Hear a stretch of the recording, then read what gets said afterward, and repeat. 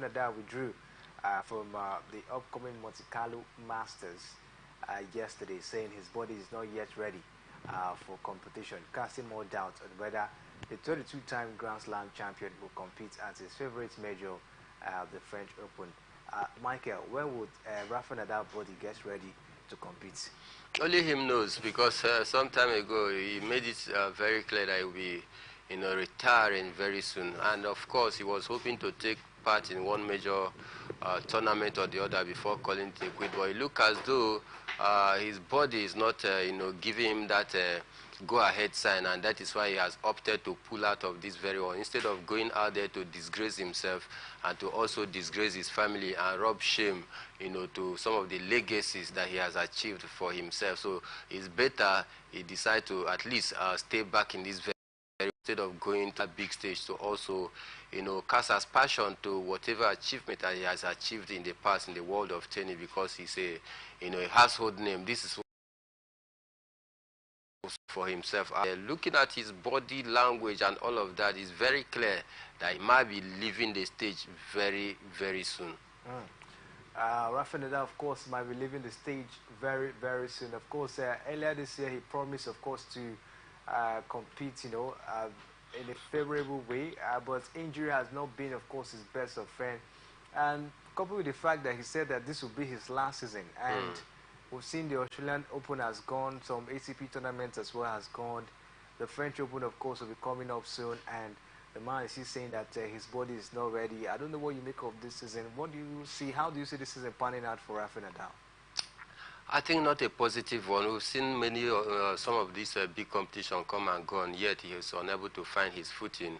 Australian Open, you talk about the Indian Wells and Miami Open as well. So these are some of the tournament you expect to take part in his bid to also finish very strong before retiring. But so far he has not been able to stand firm on his foot, to be able to at least make a very strong statement, or possibly fight the last fight before dropping the baton. So I think for me, he has set a goal for himself that he was going to at least do everything possible to ensure that at least he finish on the high notes this year before retiring. But it looks as though the injury and his body, like I keep saying, I think is no longer there. Sometimes they will say that it will be likened to the biblical saying that the spirit is willing, but the body is very weak right now. He's willing to do a lot. He's willing to finish on a high note, but then I think his body is not willing, and I think this is the reason why we have not seen him, some of those flashes that we used to, see of him. He has actually struggled from one injury to another and all of that. So it's going to be, I think, not a good year for him, because this is not what he actually planned for himself. He actually planned to finish on a high note. But looking at all of these challenges that he's passing through, I think it's going to, hamper his, attempt or dream of finishing very high before, dropping the baton. All right, let's keep our fingers crossed and see how it goes, of course, for Rafa Nadal. But at this point, we have to take a short break, and when we'll come back from this break, we'll dive straight into the beautiful world of football. The Super Falcons of Nigeria and the Bayana of South Africa are currently in action. I'll try as you can, of course, to bring you up to speed with the latest from that particular encounter. I'll be right back.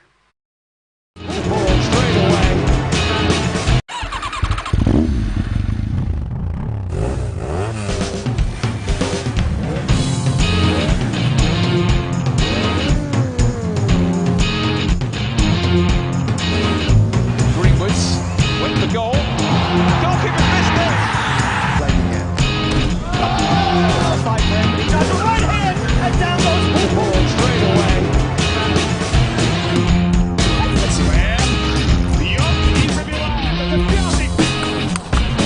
Oh, what a point to end it on.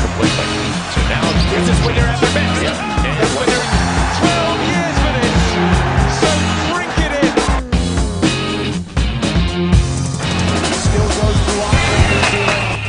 What he loves to be immortality as an athlete. 19.79. It's a goal. It's 8 goals.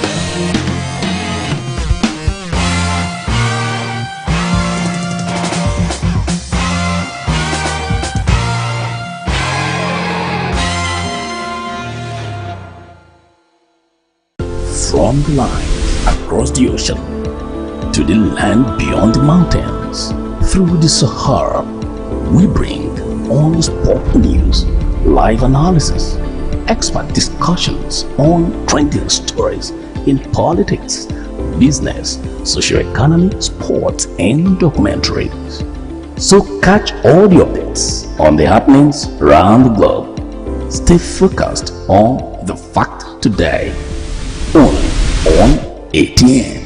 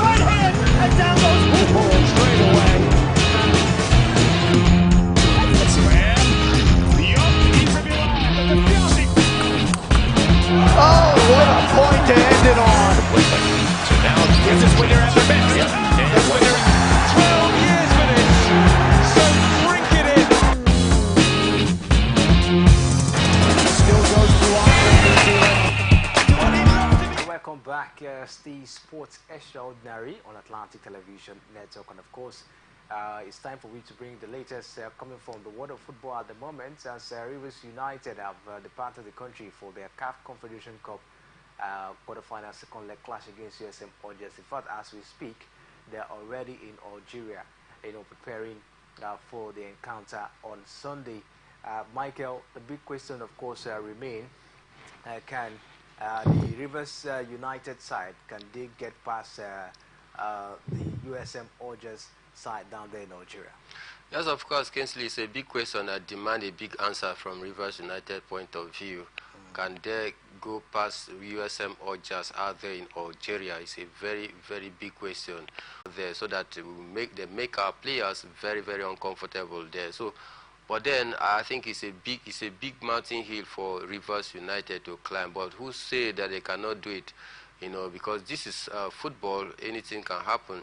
But then, realistically speaking, I do not see Rivers United going all the way to Algeria and able to get a favorable result against USM Algiers, who is the defending champion of this very one. They came here, we struggled before we could even get that one goal victory. Of course, we had chances to have killed the game and make it possibly 3 or even 4 goals. That would have eased the pressure in the second leg, but then we were unable to take our chances. And definitely going out there, you cannot go out there and expect to get the better of USM Algiers, who is playing at home.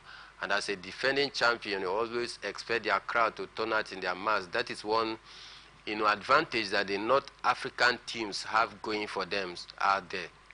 Their fans always turn out in their numbers to be able to support their team to victory. So I think this one is going to be a very difficult one for Rivers United. Possibly, I will tell you, Kingsley, without mincing word, that this should be the end of the road for Rivers United. Will this be the end of the road for Rivers United? That's been the big question at this point. Can they get past USM Algiers down there in Algeria? Very, very huge mountain for Rivers United to climb. Of course, the 10 p.m. kickoff time, Michael, you think which of the team do you think is in favor of Rivers United or USM Oja? Because I really feel for Rivers United because they're going to play that game under floodlights, and the players are not really used to playing under floodlights, as well. 10 p.m. The weather, of course, won't really favor them at this point in time. I think at this point in time, Rivers United, even before the game starts, they are already on the disadvantage side.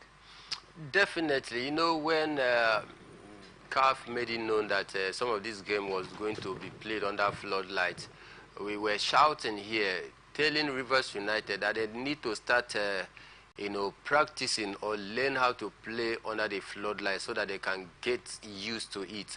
But of course, have they been able to train under the floodlights in the night to see if they can be able to acclimatize with such condition? I don't know. But then one thing that I do know is that the weather is not going to be clement for us going over there. We are not used to those kind of cold and very chilly weather out there. We are always used to the heat down here, and that is why we even shifted our game down to 2 p.m. in the first leg, so that the scorching sun can also roast the Algerian players and make them very uncomfortable, so that you have that advantage. Right now, the table has turned. They want to play, to their own advantage, which is by playing under a chilly weather, which is not okay for us. So I think for me, we are already disadvantaged. When I say we, talking about Rivers United, they are already disadvantaged even before heading to this very game, because they are not used into playing under the floodlights. Secondly, we are not used to such very chilly and very cold weather with a very low temperature. So definitely it's going to affect the players because they will find it difficult to adapt with such climates. I think for me, like I said, this might possibly be the end of the road for them. Let's see how it goes with Rivers United. Can they get past USM Orjas in Algeria? Or just like Michael said, this one, of course, being the end of the road for them in the CAF Confederation Cup. The last time they got to this stage, they were ousted out by, I think, a team from Tanzania down there. And this time around, they are against defending champion USM Orjas. Can they get past them? They won 1-0 at the Goslak Barbu International Stadium. And this time as well, they're going to play the second leg down there in Algeria. Do they have what it takes? We'll keep our fingers crossed and see how it goes for Rivers United. But there are some matches this weekend in the Nigerian Premier Football League. Michael, Sunshine Stars, of course, they are in action against Bayelsa United. We'll bring you the result from that particular one. That game is ongoing. As Plateau United, of course, will be in action against Doma United. Michael, what do you make of that encounter, Plateau United against Doma United this weekend? I expect Plateau United to take all 3 points. They were once title contender, though they are still title contender. It's just that they've dropped their performance a little bit. At some point, they were seated 4th or 5th on the log out there. But then I still think that they can also still continue to chase the title. Who say that they cannot do it? Because in the Nigerian Premier Football League, looking at the points gap or the point margin between Enugu Ranger that is seated first on the log out there and other 5 or 6 teams as well that is also chasing the title, and the point margin is not that much. It's that 1, 2, 3, 4 point in margin. So for me, I think Plateau United, yes, I think I'm giving it to them because of the fact that they want to bounce back from their poor result of late. How you saw how Aqua United humbled them last 2 weeks. So for me, I think they will be willing to bounce back from that, late, performance. So far, playing at home as well is another advantage for them. So I think they are going to get all 3 points, all things being equal. All things being equal, let's see how it goes. And Remo Stars will be in action against Aqua United. Can Aqua United get another 3 points away from home after, of course, suffering in the hands of Doma United at the Goslak Barbu International Stadium? It's a difficult one, Kingsley. It's a difficult one with Bagana, on the helms of affair, who was just drafted in to remedy the situation that Aqua United is passing through, but then he has not been able to settle down, so that you can get to know the strength of the players and be able to know how to deploy them on the pitch of play. He has not that time. He hasn't have the time as well, to also be able to perfect his tactics, with the players also. And for me, I think this is the reason why he actually lost his first game in charge as Aqua United technical advisor out there in New York. So I can't just sit here and give them outright victory. It's going to be a very difficult one. But then, looking at the fact that before their last game loss, they lost their last game, they were riding high because they actually played 3 games before that last game, which they actually lost. They won 2 of those games, drawn 1 of those games before Baba Ganaru came in. So I expected Aqua United to build on that, 3 games winning streak, but then they were unable to do that. So I believe this loss in Uyo Township Stadium is going to spur them up, even in their away game, to see if they can be able to get, even if a point away, that will be very good for them. All right, let's see how it goes. Can Aqua United get another 3 points away from home? But this weekend as well, we'll see Katsina United against Enugu Rangers. Enugu Rangers, top of the log, with 51 points. Can they get a favorable result against Katsina United? Yeah, very possible. Enugu Rangers, they have played 10 games, without losing any so far. So they are riding very high, topping the league. They're closely followed by Lobby Stars and even Enyimba as well. So they understand the enormous task that is standing before them. They understand, the chase of, Lobby Stars and Enyimba and Plateau and the other teams out there that is also, struggling or fighting to see if they can claim the supreme prize, which is the, the cup out there. But then I think Rangers, looking at the last 10 games that they have played so far, like I told you earlier, that they've not lost any of those last 10 games. So I expect them to continue to build on this fine form of, that we've seen them to go out there, if not picking all 3 points, but a point. But I tell you, looking at the form of Enugu Rangers and how prolific their strikers has been so far in the past couple of weeks, I tell you, the odds is on them to win this very one. All right, an impressive fixture as well this weekend. Lobby Stars against Enyimba FC. Michael, what do you make of it? Both teams, of course, Enyimba are second on the log, and Lobby Stars are third on the log. Both teams, having 48 points, each. What do you make of this cracker? For me, I think it's a blockbuster game. 2 of the best teams so far this season, the NPFL, going against each other. I think it promises to be a very, very exciting and a mouth-watering encounter.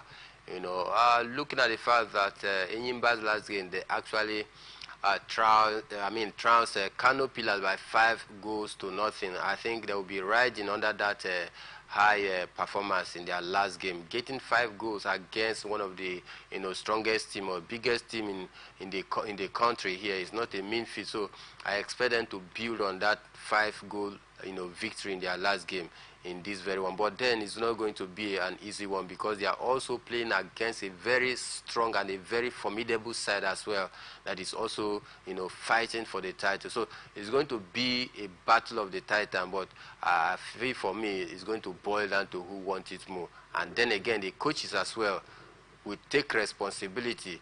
The onus lies on the coaches to be able to perfect their tactics right and plan out a measure on how they can be able to dethrone each other. But I think with the experience of Finidi George, I see him as one who can be able to go out there and get all 3 points.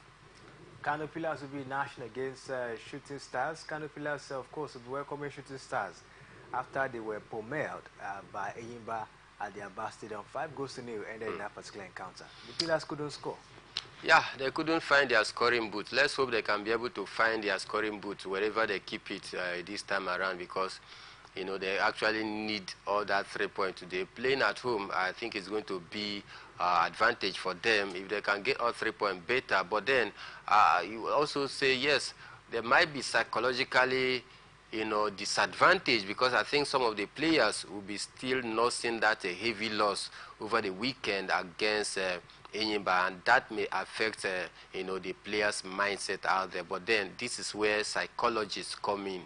Sometimes you ask yourself, psychologists being attached to football team as well. What are they doing? What is their job as well, and all of that. But this is where the job of the psychologists. They are going to give some of the players the pep talk and give them some positive talk out there so as to forget the negativity of their last loss out there. So it promises to be very, very exciting. Let's see if they can be able to at least go above, their last defeat and be able to make a very strong statement by making sure they get all 3 points.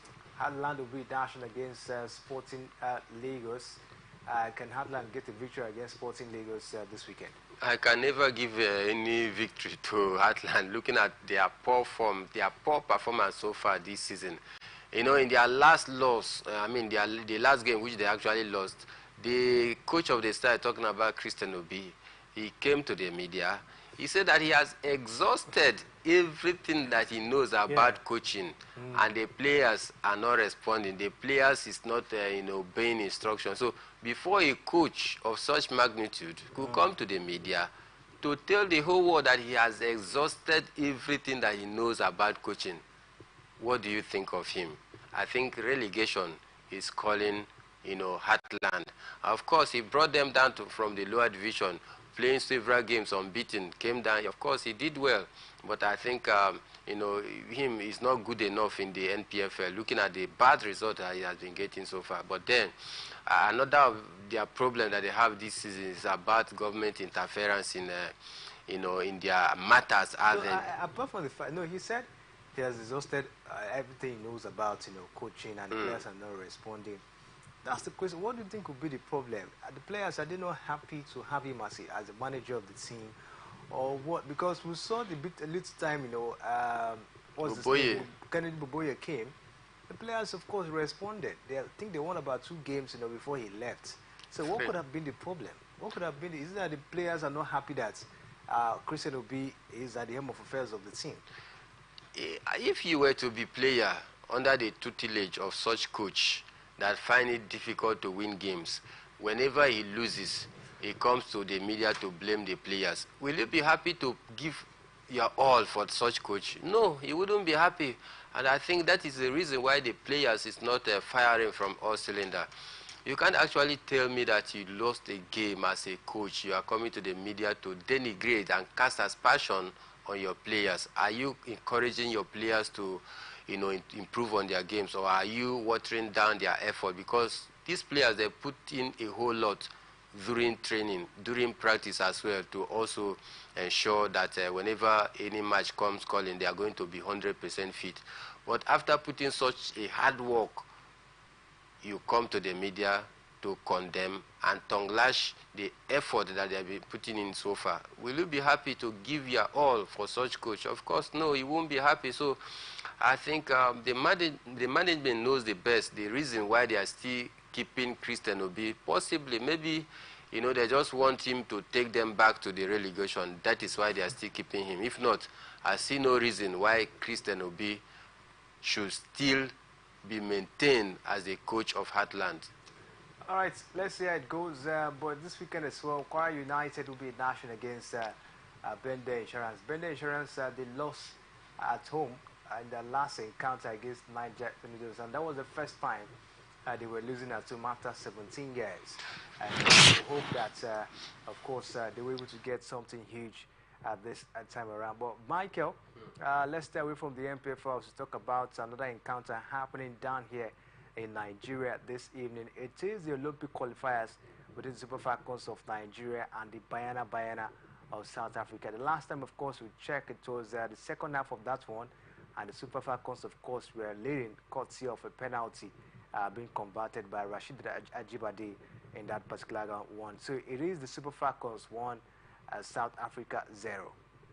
It's a good news, but let's hope that they can, be able to hold on to this 1-0 lead, or even score more goals, so that they can be able to have that, good advantage, heading into the second leg. I think 1 goal is not good enough, but then the match is not done and dusted. I still expect some of the big-name players, such as, Asisa Toshola, to come to the party. I expect Tony Payne as well to come to the party, Deborah Biodun, Esther Okonkwo, to mention but a few. even a Chejine who scored hat-trick for the Juventus ladies, last week. So I expect her to also, be on her A game to ensure that at least we get a convincing result in that very round against the South Africans, because their coach has been talking very, very tough since they stepped their foot in the country out here. So I think we need to silence the coach. We need to silence the South Africans, with good performance out there in the pitch of play. Possibly 3-4 goals will do the job. 3-4 goals, of course, could do the job. We hope to see an impressive outing, of course, for the Super Falcons of Nigeria. We'll continue to keep you up to speed with the latest results as they unfold. But we have to stay away from that now as we take a look at the European team. Michael, was really, of course, an impressive performance we saw from Chelsea Football Club. They got past, of course, Manchester United at Stamford Bridge. 4-3, it ended in that particular encounter. Was a massive display, great entertaining game to watch from all football-loving individuals out there. It doesn't matter the divide that you belong to, whether Chelsea or Manchester United. But one thing was certain that yesterday, it was an 2-0 lead even before 20 minutes in the first half out there. But they allowed Manchester United to come back into the game within the space of a few minutes out there, 30-something minutes. Before it clocked 40 minutes, they've already leveled up. It was 2-2. Game on. In the second half, they continued, and Chelsea also made one or two blunders out there, which Manchester United capitalized and punished them. Then the third goal for Manchester United came at the nick of time. 3-2. People thought that it was done and dusted. At 19 minutes, Manchester United were still leading Chelsea 3-2. Not until that additional time where Chelsea actually find, their rhythm.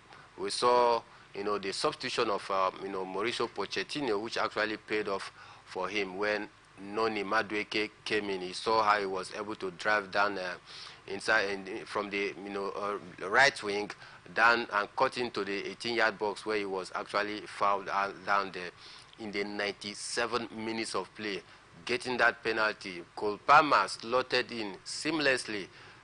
Within the space of another 1 minute, there the winning goal came in.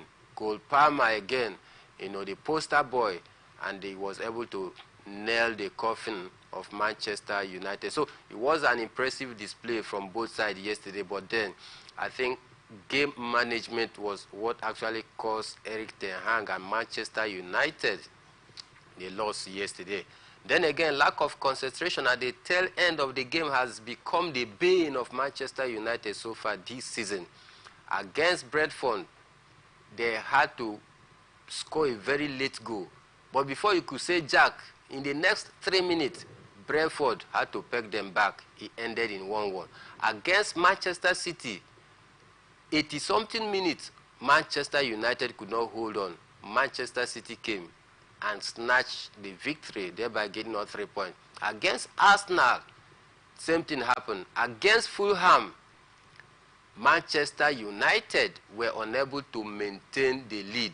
Not until the dying minute, we saw that goal from Alex Iwobi that actually nailed their coffin. So Manchester United seems to lack that concentration when it has to do with the tail end of the game. They find it very, very difficult, to manage the game out there, and that is why, they actually lost the game yesterday. And of course, Manchester United as well is one of the teams. In short, they are the only team in the top European clubs, in the 5 top European, clubs out there, or European leagues out there, to have conceded 275 shots.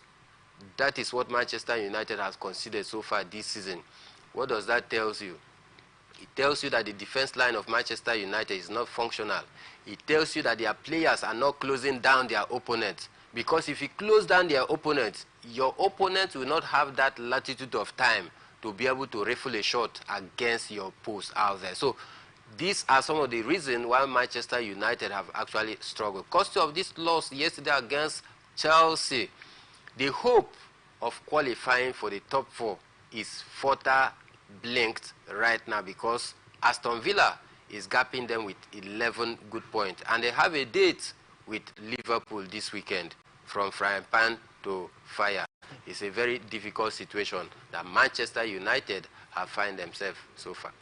All right, yesterday, Michael, we saw Alexis McAllister, fired Liverpool back, to the top of the Premier League as the Argentine, super strike, inspired a 10-3-1 win against Sheffield United in that particular encounter. Liverpool are back on top of the log.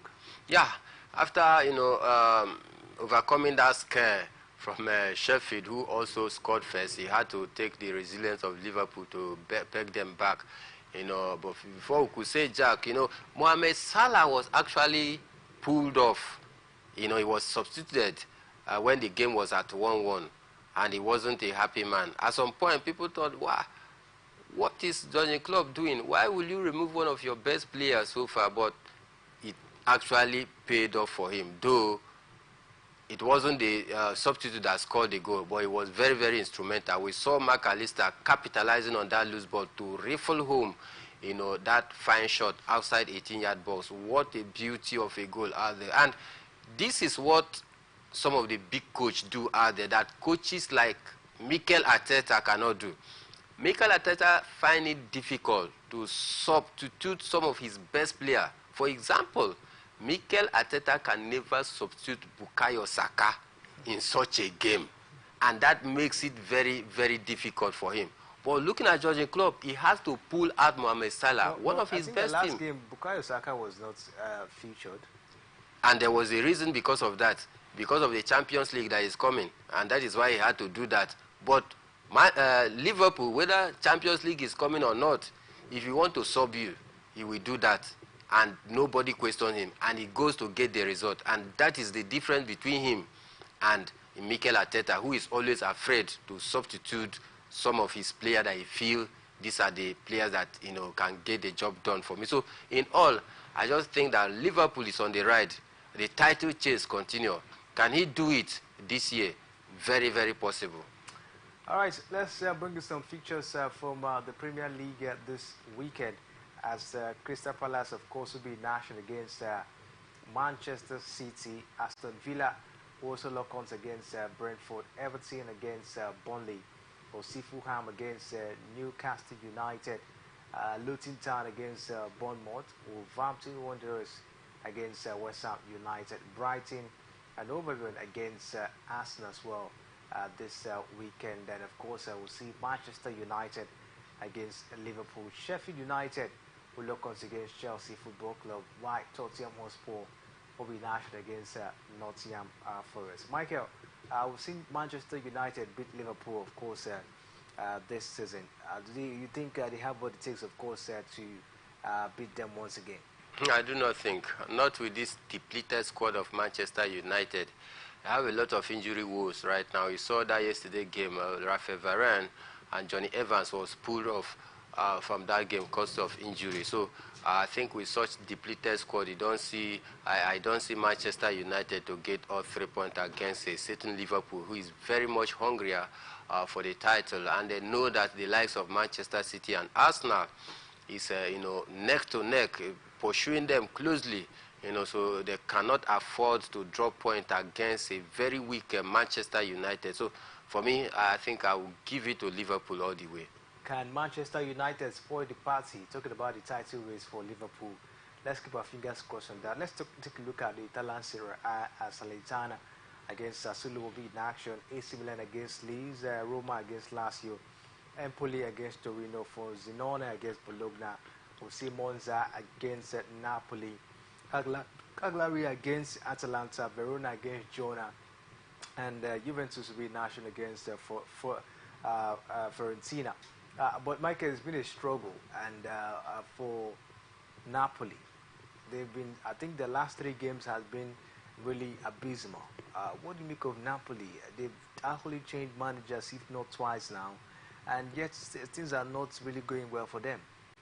It's not just the season for Napoli. I think after winning the Scudetto last year, they did not actually, beef up the squad. I expected them to inject one or two players into their rank. They don't forget Kim Min-jin left, which is one of their very reliable defender, left to Bayern Munich. So I expected them to at least inject one or two new faces into the squad to also, complement the players that they have already. But then they didn't do that. Again, their coach, talking about Spalletti, who also helped them to, lift the trophy by breaking that 33 years jinx at the end of the season, actually step aside. So bringing in a new coach, you take time to be able to understand the players, to blend with the players, implement your philosophy, which was quite difficult for them. They had to sack him and bring another coach. They continue back and forth in sacking coaches and bringing new coaches. So that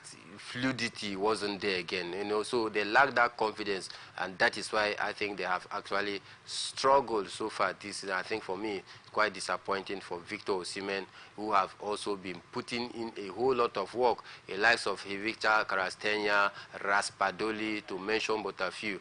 These are players that are very key for Napoli side. Sangui Aguisa as well, not also forgetting. But whenever you have these players who also help Napoli to lift the Scudetto last time out, when they are not, connecting with each other on the pitch of play, you discover that Napoli struggle to win games. No matter how hard they try to, they fail. So I think for me, it has been a struggle, one of the worst seasons for Napoli to forget. And for me, this is one of the worst season for any team that actually won the Scudetto, trying to defend it. I think this is one of the worst season for any team out there in Italian Serie A. I think for me, or they should just try to fight for it, to fight if they can be able to finish within, Europa, or even the third tier, talking about the Conference League. But even out of the Champions League. That is what I'm saying. They should try to see if they can finish within Europa or even, Conference League. But for the Champions League spot, it's going to be a very difficult one for them. Disappointing season, of course, it will say for Napoli in the Italian Serie A. But let's start away from that. Let's take a look at the German Bundesliga. FC Cologne will be national against Bochum. We'll see Heidenheim against Bayern Munich, and Freiburg against RB Leipzig. We'll see Mainz against Darmstadt, and Union Berlin against Bayer Leverkusen. Borussia Dortmund, of course, will lock on against Stuttgart, and Hoffenheim against Augsburg. Wolfsburg also be national against Borussia Mönchengladbach. And the Ligue 1 will see Lille against Marseille, and ROC Lens against Le Havre, Paris Saint-Germain against Clermont-Foot, Brest against Metz. We'll see Montpellier against Lorient, Reims against Nice, and of course we'll see Toulouse who lock on against Strasbourg, and Monaco.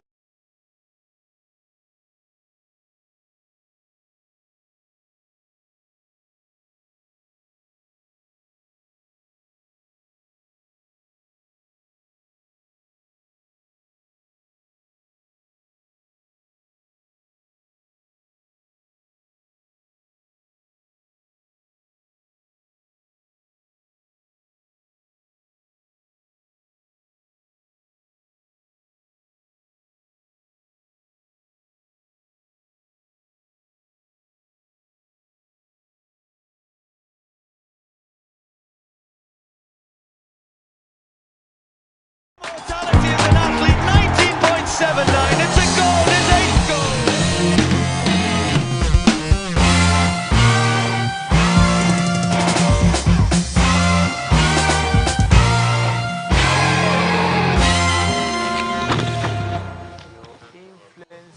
From the line across the ocean to the land beyond the mountains, through the Sahara,